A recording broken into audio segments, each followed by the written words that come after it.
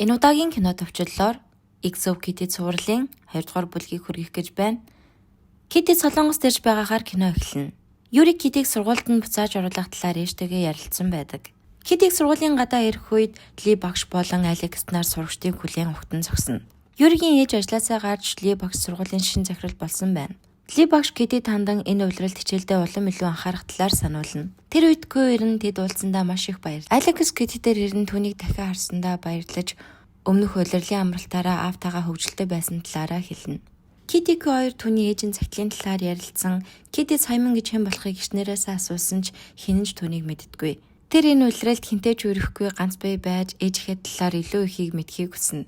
Мөн тэр охидтой болзоонд явж үзмээр байгаагаа ярилцсан. Тэд Минхо болон Дэй дээр ирэх үед Kitty онцонд болсон явдлын талаар бодно. Минхог түүнд сайн гэх үед Kitty "Юу гинэ чи надад сайн гэсэн үү? Хизэнээс? Чи үргэлж намайг залхамаар гэж боддог үстэй" гэхэд "Би хизэнээс гэдгээ сайн мэдэхгүй байна. Гэтэ чиний залхамаар байдал чинь чиний хамгийн дур булаан байдал гин. Би юу гэж хэлхийг мэдэхгүй байна. Дэйс болоод энэ талаар хэлж чаддаггүй байсан." Kitty "Чи Фрэнк хийгээд байгаа мó? Бид хоёр дөнгөж саяхан салсан штэ. Энэ бол үнэхээр хэцүү асуудал" гин. Тэр үед Минхо яхаа мэдгүй саяны болсон зүйлийг бүгдийг мартаарай гэд явна. Энэ үед Минхо Kitty-г хараад тоолгүй Дэйг дагуулна. Күй тэдний гайхан энд юу болоод байгаа талаар асуув. Тэд харсаар байж тоолгүй яваад өчлөө гэхэд Kitty сандран "Тэд хараагүй байхаа. Би шинэ өрөөгөө шалгахаа явлаа" гэд явна. Дэй Минхогоос юу болоод байгаа талаар асууж "Би Kitty-тэй мэдлэх байсан штэ. Би түүнийг хамгийн сүүлд онгоцны буудал дээр харсан" гэхэд "Энэ талаар дараа ярилцъя" гэд тэд байрлуугаа явцгаана. Kitty энэ улиралд бүхнийг шинээр эхлэнэ гэж бодоод байрандаа иртэл Юри өдөөс нь хараа зогсож байдаг. Тэд тэврэлтэнд нэг өрөөнд орсондоо баярлаж байтал Жулиана бас түүний өрөөний хамтрагч нь болж таардаг. Kitty дотроо надад Юри таалагддаг ч хамт байхыг хүсэхгүй байна. Энэ бол миний амьдралын хамгийн аимшигтай зүйл гэж бодоод зогсно. Юри Kitty тэдний аав ээж нь салсан талаар хэлж байх үед шинэ өрөөний хамтрагч нь орж ирэн өөрийгөө танилцуулна. Тэднээс дотор байрны бүртгэлийн өрөөг зааж өгөхийг хүсгэд Kitty тэндээс урдан гарахыг хүсэж "Би заагаад өгье" гэхэд Юри болон Жулиана нар орой барбекю хүлээн авалтгийн заавал ирээрэй гэнэ. Kitty Стеллаг байрны уулзалтын танхимд түргэж өгөөд өөрөө Ли багштай уулзна. Тэр ганцаараа байхаар байраа захиалсан ч 4 хүүхэдтэй байгаа талаараа хэлэхэд Ли багш түнд цэцгэлгээр суралцаж байгаа сурагчид ганцаараа байх боломжгүй болсон талаар хэлнэ. Kitty тэр үед өрөөний хамтрагчаас сольж болох талаар асууж учир нь энэ улиралд хичээлдээ анхаарах ёстой гэдгээ хэлнэ. Kitty Ли багшаас ээжийнхээ талаар асуухыг хүсэж "Та манай ээж Simon гэдэг хүний талаар сонсож байсан уу?" гэнэ. Ли багш түүнд хандан "Би ээжтэй чинь сайн найзууд байсан. Simon биднээс арай дүү залуу байсан бөгөөд ээж чинь Солонгост байхыг хүссэн ч түүний ээж нь зөвшөөрдөггүй байсан" гэхэд Kitty гайхан "Ээж эмээтэй маш дотн харилцаатай байсан. Би эмээгээс асуух хэрэгтэй юм байна да" гэд гарна. Сургуулийн 2 дугаар улирлын нээлт эхлэх болж Kitty Юри болон Жулианагаас суцаар байдаг. Kitty тэдэнтэй суухгүй тулд нэг шинэ охиныг таньдаг царайлан түүний хажууд сууна. Күй болон Минхо нар нээлтийн танхим руу явж байгаад Минхогийн аавтай таарна. Түүний аав нь Кис дүүрийн урлагийн танхимаа нэгж байгаа бөгөөд дараагийн шинэ одыг танай сургуулиас гарах хүсэлтэй байгаагаа хэлнэ. Дэй Күйтэй ярилцсан "Би одоо ч Kitty сайн" гэх үед Минхо түүнийг сонсоод өрөөндөө ороод явчихна. Энэ үед Дэй Кью тандан "Минхо одоо ч гэсэн Kitty-гийн талаар ярих үед надаас суцаар байгаа" гэнэ. Кью Kitty дээр ирэн Дэй Минхогийн талаар санаа зовсоор байгаа. Учир нь түүнийг буруугаар бодсондоо бас тэр чамд одоо ч сайн байгаа гэхэд "Би Юри болон Жулианатай хамт нэг өрөөнд орсон" гэж Кюг гайхшруулна. Энэ үед гэрэл унтарч чанга хөгжим дуугаран Минхогийн аав тайзан дээр гарч ирнэ. Кю тэнийг "Энэ бол Минхогийн аав Солонгосын урлагийн алдартай менежер" гэж хэлнэ. Минхогийн аав дараагийн суперстаар танай сургуульд байх болно гэдгийг хэлэхэд хүүхдүүд бүгд л баярлтана. Kitty Стеллатай хамт барбекю удирдлагт явж байхад Алекс түн рүү мессеж бичирэн өрөөгөө солих Эверестгийг асууна. Удирдлаг дээр ирэх үед Дэй түнтэй уулзан "Чи Минхотой уулзаад өгөөч. Учир нь надаас болоод бидний нөхөрлөл сүрээсэ гэж хүсэхгүй байна" гэнэ. Kitty Минхотой уулзан "Намайг уушлаарай" гэхэд Минхо түн "Тийм ээ, чиний зөв. Энэ бол хайр байгаагүй. Энэ зүгээр л краш байсан. Одоо бүх зүйл дууссан" гэхэд Kitty баярлан "Тийм ээ, одоо бүгд ойлгомжтой боллоо" гэнэ. Минхо тэр үед түнд "Гэтэ чи инээсэн. Хэрвээ чи юу ч мэдрээгүй бол энийг шаардлага байгаагүй" гэхэд Kitty түнд "Би инээгээгүй, би зүгээр л ярваж байсан. Чи хүснээрээ л бод" гэнэ. Дэй тэднийг ярилцсан эсхийг асуун тэд хамт өдөрчлөг рүү орцгооно.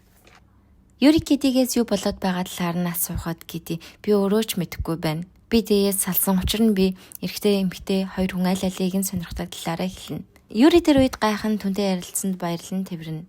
Энэ үед тэднийг Жулиана харан зогсож байдаг. Юри хүрэлцэн ирсэн найзуудаа баярлсан хайлан зогсож байх үед Kitty Алекс багш руу өрөөгөө цулхай болсноо хэлнэ. Кити эмээгээсээ ээжийнхаа талаар болон саямны талаар асуух үед эмээ нь шууд л дараа яриагээ дуцаа таслана. Стелла Китид Михо түн таалагдсан талаар хэлж дугаарыг нь асууна. Энэ үед Стеллагийн ээж аваас түн зурус ирэх бөгөөд "Эстер бид чамд санаа зовж байна. Ийм зүйл хийх хэрэггүй. Гэртээ ирээрэй" гэсэн байдаг. Стелла ээж автайгаа уцаар ирэн "Би Эстер байхаа болсон. Би энэ зүйлийг заавал хийх болно" гэд уцаа таслана. Кити Кьютэй ярилцсан би ээжийнхаа талаар илүү ихийг мэдхийг хүсэж байна. Учир нь ээж маань ямар хүн сайн болсон байсныг мэдмээр байна гин. Юри болон Жулиана нар үргэлж хамт жаргалтай байгаа нь харагдана. Кюг явсны дараа тэд чи өрөөнөөсөө гарч ирээд бидэнтэй ярилцаж байгаач. Мөн бид хоёулахнаа байвал өрөөний шалгагч биднийг мэдчихэ шүү дээ гин. Тэд өрөөндөө орох гэж байхад Кити Юригээс ээжээсээ манай ээжийн талаар асуусан уу гэхэд Юри ямар нэгэн зүйл сонсвол хэлнэ гэд. Мөн чи болзоонд явах хэрэгтэй. Бид хэн нэгнийг олох болно гэд Китид хөрөх үед тэр догдолцсон хэвээр л байдаг. Михо болон Стелла нараа анхны болзоондоо кино үзчихэд явж байхад Стелла түүнийг үнсээд явчихна. Михо Китид надад Стелла таалагдахгүй байна. Тэр хөөрхөн, сайхан сэтгэлтэй, хитрхи даруухан гэхэд Кити чи түүнийг даруухан болохоор хаашаач авч явж чадахгүй гэж тэгж байна уу гин. Михо түнэс чи яагаад гинт миний хайр дурлалын асуудлыг сонирхоод байгаа талаар асууна. Дэйт хэдэн та хоёр эргээд хэвэндээ орсонд баяртай байна шүү гэхэд Михо Китигээс болж авахаа студийн танхимыг цэвэрлэж байгаадаа итгэхгүй байна. Би энэ клубуд явахгүй гэхэд Дэйт тэр клубуд ганцхан дуулдаг юм уу бүжгэлдэг сурагчдыг бүртгэж байгаа. Би аль хэдийнэ дуулна гэд бүртгүүлчихсэн гэхэд бүгд гайхан чи дуулдаг байсан юм уу одоо дуулаад үзүүлээч гэж гойно. Дэйг дуулж байхад захирлын орж ирэн энэ бол өнгөрсөн улирлын Китиг өрөөндөө байлгасан шийтгэл та цэвэрлэгээл хийх ёстой гэхэд Михогийн аав орж ирэн хүүхдүүдээр цэвэрлэгээ хийлгэх шаардлагагүй манай цэвэрлэгээний баг ирж байгаа. Та хандваа авахыг хүсэж байгаа бол төлөвлөгөөнөө дагуу ажиллаа хийгээрэй гэнэ. Тэд хинч захирлийтэй ингэж ярьж байсныг хараагүй талаар ярилцсан тарцгаана. Кюгөлтийн тэмцээний бэлтгэл хийдэгч нэг л болдоггүй. Тэр үед нэг залуу ирснээ надаас удаан харагдаж байна гэд Кюг жоохон доош нь хийж байгаад явдаг. Дэй Китиг мартаж чадахгүй боцоор байна гэхэд Кюгөлтийн тэмцээний өмнө хамт үдшилтэд явж түүнд найз охин олж өгөхөөр болно. Хөгжмийн хичээлийн цаг болж тэд ямар багш орох талаар ярилцаж байхад Михогийн аав орж ирэн тэдэнд хичээл заах болсноо хэлнэ. Хэсэг сурагчид шүүгч болон бусдынхаа үзүүлбэрийг үзэн дүгнэлт гаргана. Тэдний дүгнэлтийг харсан Михогийн аав Стеллагийн дүгнэлтийг жоохон шүүмжилнэ. Хичээл тарах үед Стелла Китид хандан Михо намайг сонирхгүй байна. Учир нь би хитрхи даруухан бололтой гэхэд Кити түн зүгээрдээ ч өөрөөхөө байхад л болно гэд явна. Китиг явж байхад тэдний ангийн шинэ Провина гэд охин түүнийг орой өдөржлөх тамд явах уу гэж асууна. Кити хахан хоёулаа юу гэхэд тийм ээ хоёулаа хэрвээ чи охинтой болцдог бол гэд тэд хамт явахаар болно. Кити Михо дээр ирнэ хэрвээ чи Стеллад сайн биш бол түүнийг битгий гомдоогоорой. Учир нь би чамайг сайн залуу гэд хэлсэн намайг битгий худалж болгоорой гэнэ. Кити Юригийн ээжтэй ярин саймны талаар асууна. Тэр мэдсэн зүйлээ Кьюд хэлэх ба Саймон бол манай эмээгийн хичээхэн хүүхэд. Ийм учраас манай эмээ ээжийг солонгос сургахыг хүсээгүй байж. Эмээ өөрийгөө эгчдүү байхгүй гэдэг. Тэгэхээр энэ бүхний ард ямар нэгэн нууц байна. Би Провинетай болзоотой гэд ярахад Кью түнд гайхан баярлана. Кити байрлуугаа явах замдаа Юри болон Жулианатай тааран ярилцсан. Кити Юригээс ээжтэйгээ яагаад холбоогүй байгаа талаар асуухад ээж нь түүний харилцааг гэр бүлийнхэн болон бусад хүмүүст мэдэгдэхийг хүсээгүйгээс болсон байдаг. Үдшилтээг эхэлж Кьюдэд найз охин хайсаар хэдэн охтууд дээр түүнийг үлдээж явна. Кьюгийн бүжиглэхээр ирсэн газар нь өөртөө бэлтгэл хийдэг залуу тэнд бүжиглэж байдаг. Кью түүнийг харан гайхан чи гей байсан юм уу гэд тэд хамт бүжиглцгээв. Дэй охидтой ярих учраа олохгүй байж байхад Кит үдшилтэд орж ирнэ. Түүнийг энд юу хийж байгаа талаар асууж Провинетай бүжиглэхээр явна. Охид Дэй танд чи тэр охин сайн юм шүү. Битгий бидний цагийг үрээд бай гэхэд Дэй юу хэлэхээ мэдэхгүй байснаа үгүй тэр миний хуучин найз охин. Тэр миний хурамч найз охин сайн болсноос болоод бид салчгасан гэхэд тэд шууд л цааш нь юу болсон талаар мэдхийг хүсэн асууна. Кити Провинетай бүжиглэж байх бүх хугацаанд Юри болон Жулианаг харсаар байгааг анзааран Провина түнд дурдлан би ийм харилцаа хүсэхгүй байна гэд явна. Кити Жулиана дээр ирэн Юригийн талаар ярилцсан. Хэрвээ Юри энэ чигээрээ ээжтэйгээ ярихгүй байвал түүнд л хэцүү. Ээж нь түүнийг хамгаалахын тулд тийм шийдвэр гаргасан байх гэнэ. Жулиана Юри тандан би юу болоод байгааг ойлголоо. Би чиний талаар бүх зүйлийг мэднэ. Ээж чинь бүгдийг чиний төлөө хийж байгаа. Ээжтэйгээ ярилцаад үзээрэй гэж Жулиана өөрийнх нь санаа байсан юм шиг хэлнэ. Кити Провинер чиний зөв байсан хоёлаа маргааш уулзаж болох уу гэж асууна. Михогийн аав түн дээр ирэн өмнөх хичээлийн үеийн шүлт дээр буруу сонголт хийсэн байгаа талаар хэлэн уурлана.